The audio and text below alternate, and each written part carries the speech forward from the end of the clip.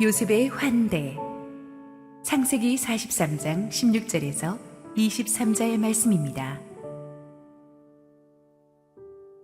요셉은 베냐민이 그들과 함께 있음을 보고 자기의 청지기에게 이르되 이 사람들을 집으로 인도해 드리고 짐승을 잡고 준비하라.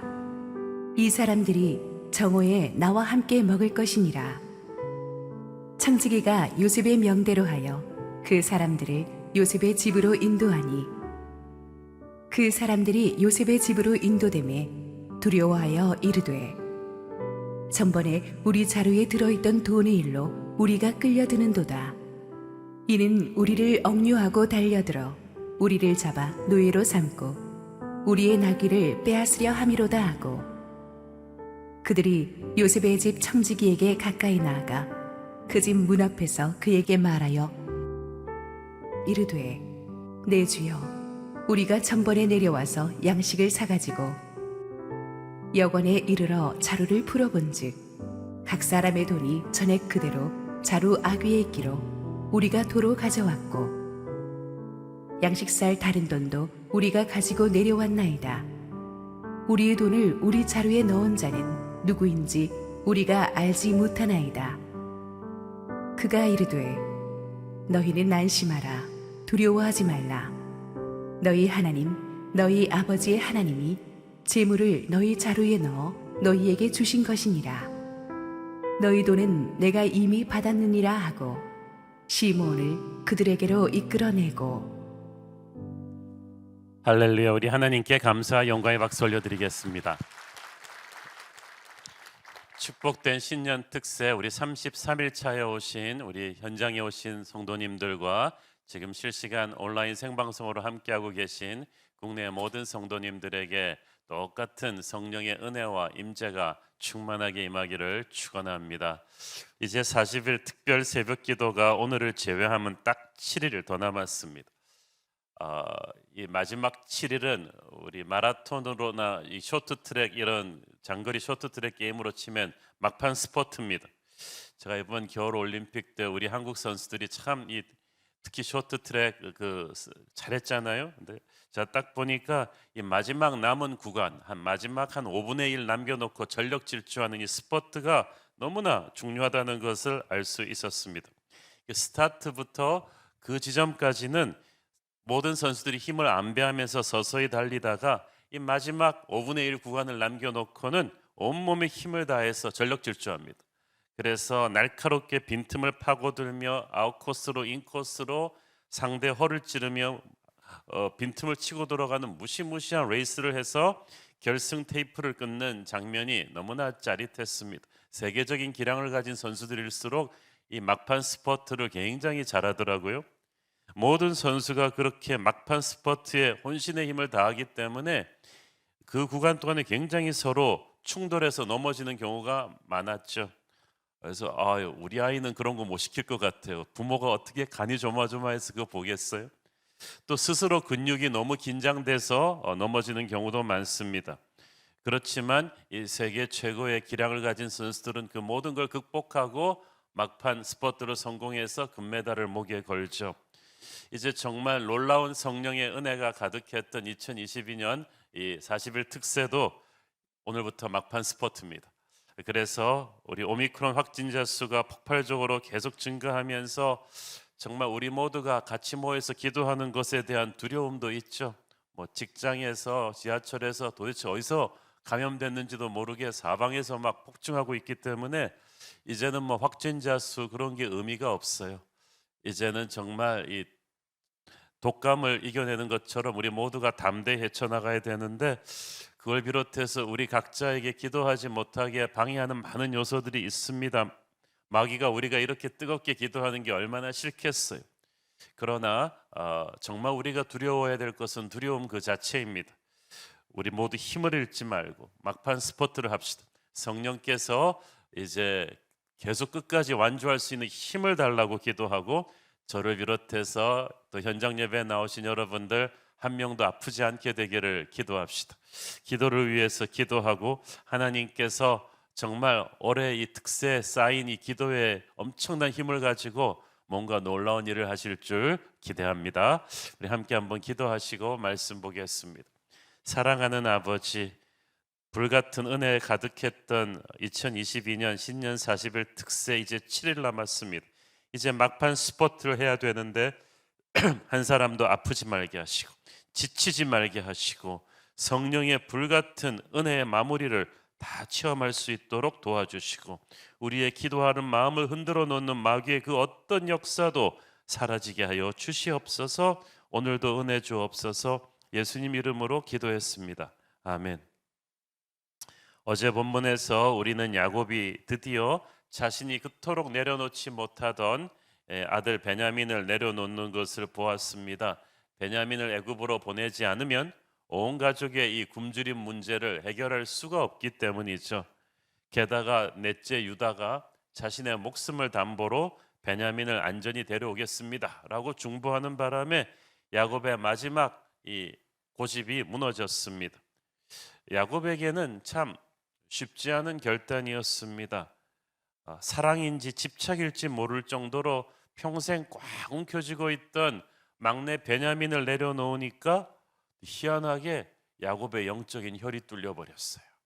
이게 내려놓음의 축복이에요. 30여 년 만에 처음으로 야곱이 전능하신 하나님의 이름을 온 가족 앞에서 공식적으로 부르면서 담대하게 기도하기 시작하는 것을 우리가 어제 본문에서 보았죠.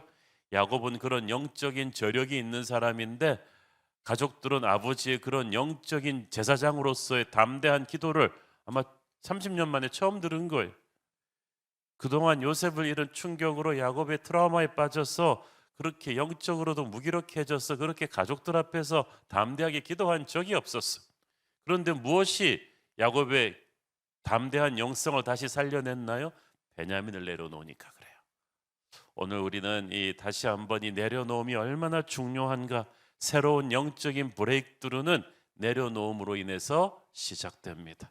요게벳이 그 아들 모세를 갈대 상자로 내려놓지 않았더라면 모세의 인생은 위대한 하나님의 손에서 빚어질 수가 없었을 거예요. 그래서 참 희한하게 자식은 우리가 만지는 것만큼 망가지지만 하나님이 만지시는 것만큼 복을 받을 것입니다. 그래서 우리의 만짐을 멈추고 하나님의 터치로 보내는 것이 내려놓음이. 하나님께서는 우리가 내려놓지 못하기 때문에 내려놓을 수 있도록 우리 인생에 여러 가지 시련을 허락하십니다. 정상적인 상황에서 야곱은 절대 베냐민을 내려놓지 않았을 거예요. 이 엄청난 흉년과 가족의 식량 문제와 이런 모든 프레셔가 야곱으로 하여금 할 수 없이 내려놓게 만들었어요. 사람들 대부분은 시시하고 별로 중요하지 않는 건 잘 내려놔요. 그러나 결정적으로 중요한 거는 정말 끝까지 안 내려놓죠. 베냐민은 내게 결정적으로 중요한 그 무엇입니다. 그것이 없으면 내가 꼭 죽을 것만 같은 어떤 것이죠. 베냐민을 내려놓는다는 건 내게 가장 중요한 것을 포기하는 거예요. 그것이 돈이든 사람이든 일이든 이 베냐민을 내려놓는 건 참 개인적으로 어려운 일입니다. 그래서 우리가 작은 것부터 자꾸 내려놓고 포기하는 훈련을 지금부터 많이 해야 돼요. 마귀는 우리 귀에다 바짝 붙어서 속삭이죠. 베냐민 내려놓지 마. 내려놓으면 너 죽어. 그런데 베냐민을 내려놓아서 죽는 게 아니라 베냐민을 내려놓지 않기 때문에 제대로 살지 못하는 거야.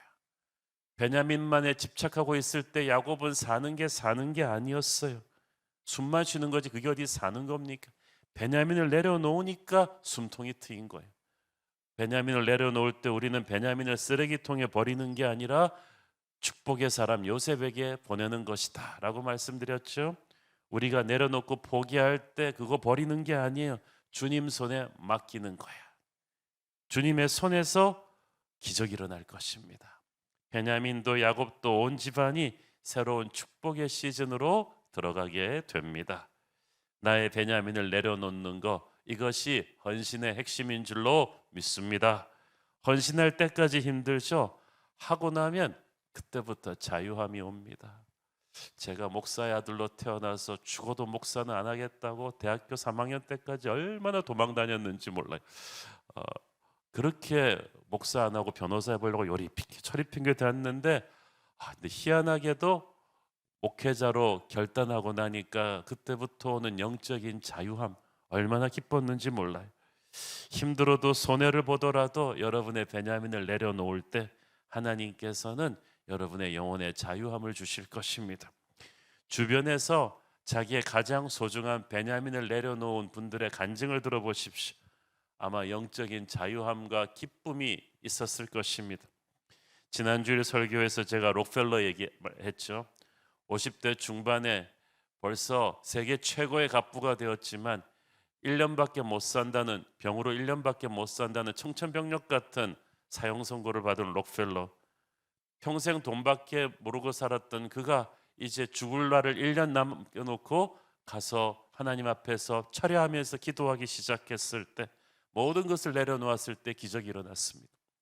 그는 하나님께 이제 제물을 드려서 하나님의 일을 하기 시작했고 하나님은 그의 병을 고쳐주시고 1년밖에 더 못 산다는 사람을 40여 년을 더 살게 하셔서 거의 100세까지 살게 하면서 하나님의 일을 할 수 있게 하셨어요. 여러분, 내려놓으면 기적을 낳습니다. 내려놓으면 축복을 낳습니다. 집착하고 붙들고 있으면 인생의 스트레스와 슬픔과 두려움이 가득하지만 내려놓을 때 자유함이 오는 줄 믿습니다. 야곱이 베냐민을 내려놓고 나니까 기도가 터졌어요. 하나님을 말하기 시작했어요. 하나님을 생각하기 시작했어요. 자녀들을 하나님의 이름으로 축복하며 보냅니다. 드디어 영적 가장다운 면모를 보이기 시작한 것입니다. 야곱은 그럴 수 있는 사람이었습니다. 여러분은 그럴 수 있는 사람입니다. 그러므로 집착을 버리세요. 베냐민을 내려놓으세요. 그러니까 온 집안이 막 활기를 띠고 살아나기 시작합니다. 모두 짐 꾸려서 베냐민과 함께 애굽으로 힘찬 발걸음을 옮깁니다. 가장의 내려놓음이 온 가정을 이렇게 바꾸어 놓습니다. 여러분이 변하면 가정이 변하고 교회가 변하고 나라가 변할 줄을 믿습니다. 우리는 헌신하고 나서 진짜 예수 믿는 능력이 어떤 것인지를 깨닫게 될 것입니다. 16절을 보니까 형제들이 도착했을 때 요셉이 베냐민을 가장 먼저 보았다는 것을 주목하십시오. 요셉은 베냐민을 본 순간 기쁨을 이기지 못했어요. 아기 때 보고 처음으로 보는 거잖아요. 내려놓으면 헌신입니다. 우리가 베냐민을 주님께 보내면 주님이 얼마나 기쁘시겠어요. 명민한 요셉은 형들이 이 베냐민을 데려오는 과정이 결코 쉽지 않았을 것이라는 거 알고 있었습니다. 아마 아버지 야곱의 피나는 고민이 있었겠죠. 그러니까 한 달이면 돌아올 수 있는 거리를 넉 달이나 걸려서 왔을 거잖아요. 그 시간은 야곱 일가 모두에게 괴로운 시간이었을 것입니다. 하지만 형들은 그 모든 괴로움을 통과해서 아버지를 설득해서 약속대로 베냐민을 데려왔어요. 온 집안이 뒤집어졌지만 요셉의 그 명령 때문에 요셉도 그것을 알았을 것입니다. 형들은 요셉의 첫 번째 시험을 통과했습니다.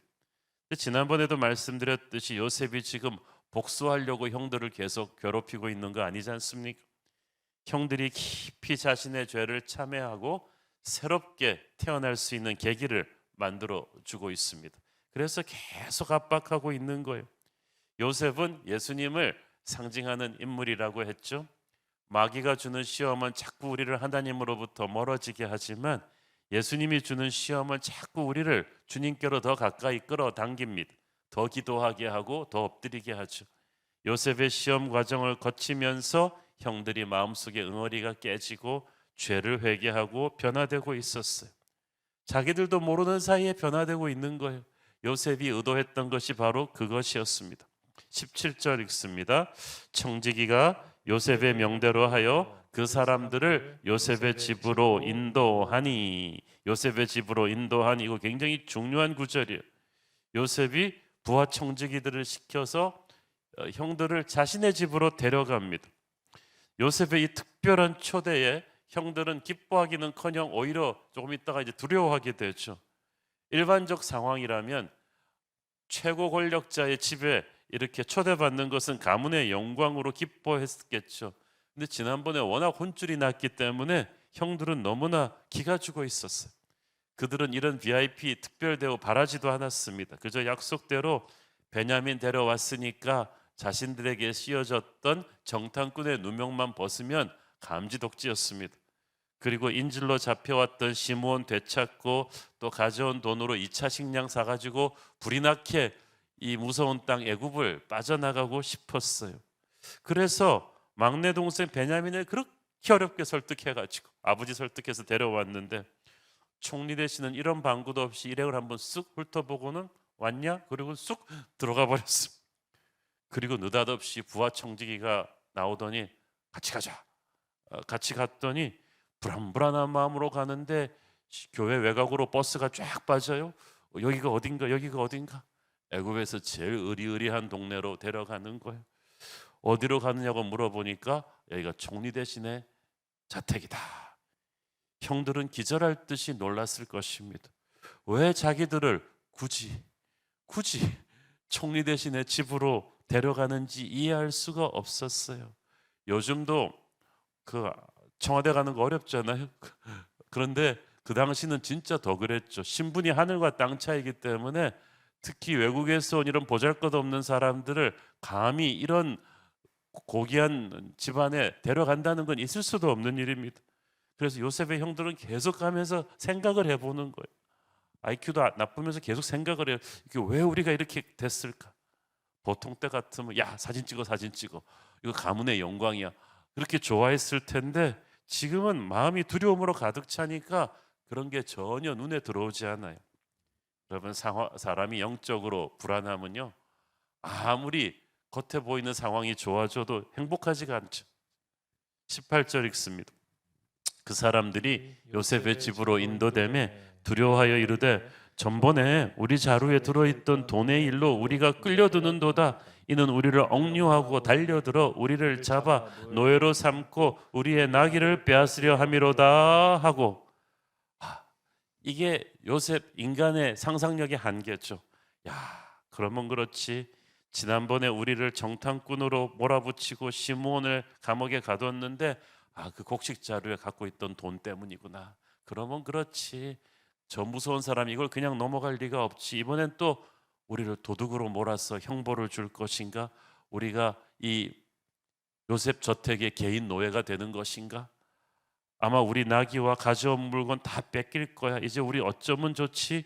이 생각하니까 눈앞이 캄캄해졌어. 그래서 아무도 뭐라 그러지 않았는데 괜히 자기들이 캥겨가지고 청지기 붙잡고 막 변명을 합니다. 19절부터 22절 봅니다. 그들이 요셉의 집 청지기에게 가까이 나아가 그 집 문 앞에서 그에게 말하여 이르되 내 주여, 우리가 전번에 내려와서 양식을 사가지고 여관에 이르러 자루를 풀러본즉 각 사람의 돈이 전액 그대로 자루아기에 있고로 우리가 도로 가져왔고 양식 살 다른 돈도 우리가 가지고 내려왔나이다. 우리의 돈을 우리 자루에 넣은 자는 누구인지 우리가 알지 못하나이다. 지난번에 양식 사고 돌아갈 때 우리 각자의 돈이 자루에 그대로 있는 걸 알게 되었는데 누가 그 돈을 자루에 넣었는지는 결코 모르지만 이번에 우리 그 돈 도로 가져왔다. 우리가 곡식값 치르지 않겠다는 것도 아니고 훔친 거 더더욱 아니다. 그러니까 제발 좀 살려주세요 라고 막 빌은 거예요.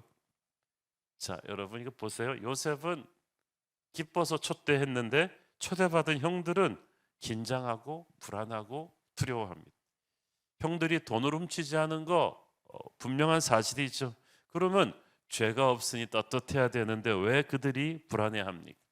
과거에 지은 깊은 진짜 큰 죄가 있기 때문이에요. 동생을 노예로 팔아넘기고 아버지에게는 죽었다고 속인 죄입니다. 이런 죄의 뿌리가 있고 이 죄가 방치되어 있기 때문에 평생 그들의 마음과 불안함을 떠나지 않다가 특히 애굽에 와서 자신들에게 털어나는 모든 일들이 전부 다 그 일과 연관되었다고 생각해요. 그래서 그 다음부터는 안 좋게만 해석합니다. 좋은 일을 만나도 나쁜 일을 만나도 겁부터 내죠. 마치 내 죄를 알고 벌 주기 위해서 부르는 것 같아 두렵습니다. 그런데 진짜 그들이 회개해야 될 죄는 그 깊은 죄의 뿌리인데 지금은 또 사실도 아닌 일을 가지고 막 상상을 하고 있어. 요셉의 형들에게는 이 초대가 너무나 불안했어. 이거 도둑으로 의심받는 거 이제 다 모든 걸 뺏기고 노예가 될 것이다. 이 말이 왜 나왔겠어요? 자신들이 옛날에 요셉을 노예로 팔아넘긴 전적이 있기 때문에 그래요.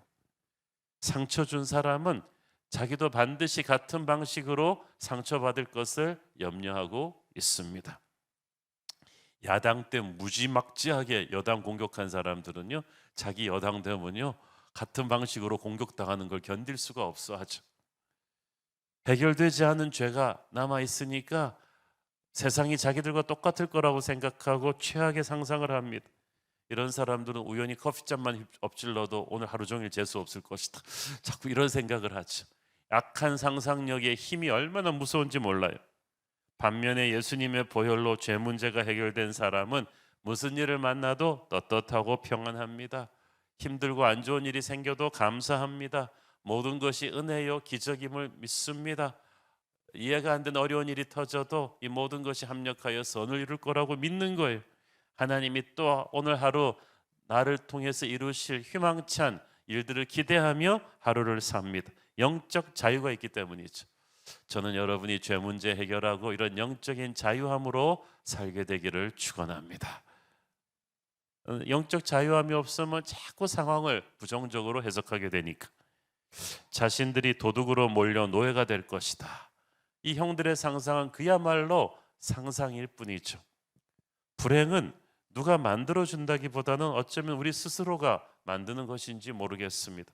우리가 자꾸 불길한 상상을 하고 부정적인 상상을 하기 때문이 죄 문제가 해결이 안 돼 갖고 지금 두려움의 노예가 되어 있기 때문에 그렇습니다. 여러분, 부정적이고 불길하고 나쁜 상상을 버리십시오. 그것은 실제가 아니라 우리가 하나님을 온전히 신뢰하지 않아서 생긴 환상일 뿐이에요. 하나님께 더욱 시선을 고정시키십시오. 그러면 긍정적인 생각을 하게 되고 복된 미래가 보일 것입니다. 그래도 한 가지 고무적인 사실, 형들이 요셉의 청지기 앞에서 진실을 말했다는 겁니다. 그들은 예전에 이런 사람들이 아니었어요. 사기꾼 야곱의 피가 있어가지고 그때 상황 모면하기 위해서 거짓말 잘하는 사람들이었어요. 살인도 하고 동생도 노예로 팔고 그러고 나서 아버지도 속이고 형제들끼리 속였던 그런 사람들이었어요. 그런 그들이 계속되는 고난을 겪으면서 깨진 거예요. 연단되었어요. 거짓이 사라지고 거품이 빠지고 이제 진실을 말하는 사람들이 됐어요. 고난을 당하니까 이렇게 된 거예요. 우리도 병들고 억울한 일 많이 쓰고 자기가 해결할 수 없는 어려움을 자꾸 겪게 되면은 거품이 빠져요. 인간이 진실해지죠. 허물과 약점을 보게 되고 좀 불쌍해지면서 하나님께 엎드려 회개하게 됩니다. 이것이 고난 속에 담긴 영적인 의미입니다. 우리가 한없이 전에 없이 약해지고 진실해져요. 하나님께서는 인간의 모든 죄를 십자가에서 다 용서해 주셨습니다. 그런데도 우리가 다시 똑같은 죄를 짓는 이유는 적당히 회개했기 때문이에요. 적당히 회개하면 안 돼요. 진실하게 회개해야 되고요. 확실하게 회개해야 됩니다. 그래야 죄의 뿌리가 뽑혀 나오게 되죠. 그렇지 않고 그냥 몸만 교회에 나오면은 자신의 욕망대로 살아가다가 또 찔끔찔끔 회개하다가 다시 욕망의 노예가 되고 이렇게 돼요. 능력이 없어져요. 신앙의 깊은 곳으로 들어가고 기적과 회복과 응답을 체험하고 싶으면 회개가 철저해야 됩니다. 요셉은 지금 형들을 철저한 회개의 그 한복판으로 데려가고 있는 것입니다.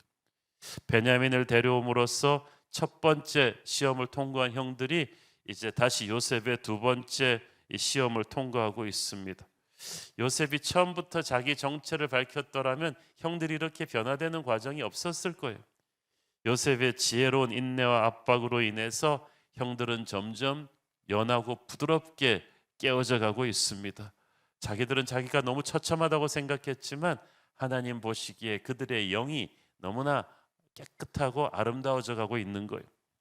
하나님께서 이렇게 계속되는 이 고난의 압박을 통해서 우리 인격의 모난 부분을 깎고 다듬으시면서 약속의 땅을 차지할 만한 사람으로 빚어 가십니다. 얼마나 이 과정이 보배로운지 모르겠습니다. 지금 이 과정을 지나고 있는 분이 있다면 잘 인내하고 견디시게 되기를 축원합니다. 23절 읽습니다. 그가 이르되 너희는 안심하라 두려워하지 말라. 너희 하나님, 너희 아버지의 하나님이 재물을 너희 자루에 넣어 너희에게 주신 것이니라. 너희 돈은 내가 이미 받았느니라 하고 시므온을 그들에게로 이끌어내고. 요셉의 청지기가 형들의 불안해하는 얼굴을 보면서 환한 얼굴로 그들을 안심시킵니다. 안심하라. 두려워하지 마라. 너희의 하나님이 그 돈은 너희 자루에 넣어주신 것이다. 아마 요셉의 명령에 따라서 그 곡식 자루에 애시당초 이 돈을 숨겨준 것이 바로 청지기겠죠. 그러나 그는 하나님이 그 돈을 주었다고 말합니다. 그러니까 첫째, 형들이 도둑이 아니라는 그런 말을 해준 거예요. 누명을 벗겨주었습니다. 둘째, 이것은 요셉 이야기에 계속 반복되는 주제인데 너희 하나님의 역사가 있었다. 이런 이해할 수 없는 상황 뒤로 하나님의 섭리가 있었다고 말해주는 것입니다. 수많은 우상신들을 섬기는 이 애굽 땅에서 총리 대신의 집 청지기 그 비서실장의 입에서 하나님 이야기를 들을 줄 누가 알았겠어요? 여러분, 뜻밖의 사람의 입에서도 하나님 이야기가 나오게 하십니다. 그래서 형들이 충격을 받았습니다. 청지기의 말을 반신반의하고 있던 형들은 그동안 인질로 잡혀있던 둘째 그 형 시므온을 풀어줘서 그들에게로 데려오니까 비로소 얼굴에 화색이 돌고 안심을 했습니다.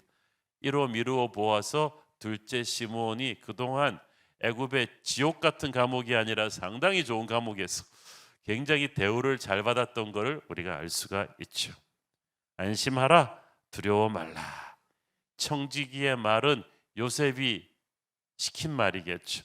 그것은 하나님의 마음입니다. 요셉의 마음을 알지 못하는 형들은 두려워했습니다. 이전까지 있었던 일들 때문에 요셉이 자기를 노예로 삼고 나귀도 빼앗으려 한다고 생각했어요. 여러분, 천하를 다 가진 요셉이 뭐 볼품없는 팔레스타인 나귀 뺏겠어요? 뭐 자기들 노예로 삼겠어요? 그들은 앞으로 받게 될 은혜와 축복을 믿지 못해서 두려워합니다. 우리가 영적으로 찌그러져 있으면요, 하나님의 최악을 오해합니다. 우리가 영적으로 상태가 좋으면 힘들어도 하나님이 내게 최선을 주시는 분임을 믿는데, 우리가 영적으로 쪼그라져 있으면, 회개되지 않은 죄가 있으면, 완전히 드러내지 않은 죄가를 끼고 살게 되면은 항상 모든 상황을 안 좋게만 생각하는 거예요.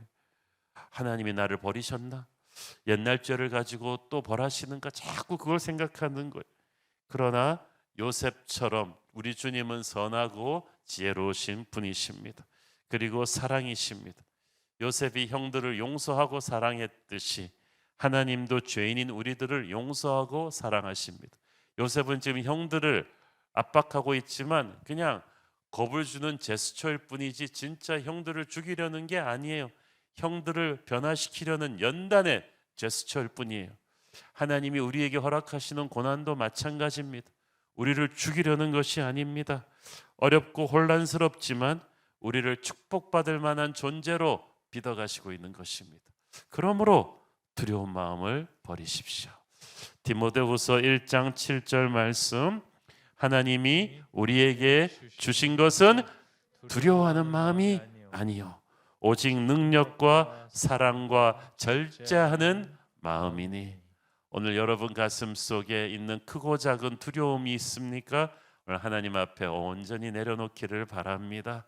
여러분의 인생을 하나님이 꽉 붙들고 계십니다. 저와 여러분의 인생을 꽉 붙들고 계십니다. 두려워하지 마십시오. 세상이 아무리 살벌하게 돌아가도 대선 결과가 어떻게 될까? 저 사람이 되면 나라 망하는 거 아닌가? 절대 그런 생각하지 마십시오. 하나님이 이 나라를 꽉 붙들고 계십니다. 한국 교회는 어떻게 될 것인가? 저는 한국 교회에 대한 모든 부정적인 캐스팅을 믿지 않습니다. 왜냐하면 하나님이 살아계신데 어찌 한국 교회가 이대로 주저앉겠습니까? 하나님이 시퍼렇게 살아계신데 어찌 하나님의 자녀된 우리가 이렇게 기도하는데 우리 인생을 버리시겠습니까? 강하고 담대하십시오. 모든 부정적인 생각, 불안한 생각, 더러운 생각들은 마귀가 주는 생각입니다. 나사렛 예수의 이름으로 끊어버리시고, 오늘 기도할 때 하나님께서 이 혼란스러운 현실 가운데서도 우리를 위해 최고의 선물을 준비하고 계신다. 이렇게 믿고 선포하시기를 축원합니다. 기도하겠습니다. 사랑하는 아버지, 영적으로 망가져 있으면 아무리 좋은 상황에서도 불안해하고 두려워합니다. 요셉의 형들처럼. 그러나 오직 믿음으로 나갈 때 우리는 하나님께서 우리의 인생을 붙들고 계시고 이 혼탁한 시대 가운데서도 이 불안하고 살벌한 세상 가운데서도 우리를 선한 길로 인도하실 줄 믿습니다. 두려운 생각, 부정적인 생각, 불안한 생각 모두 다 떨쳐버리고 우리 주님을 온전히 붙들게 하옵소서. 예수님 이름으로 기도했습니다. 아멘.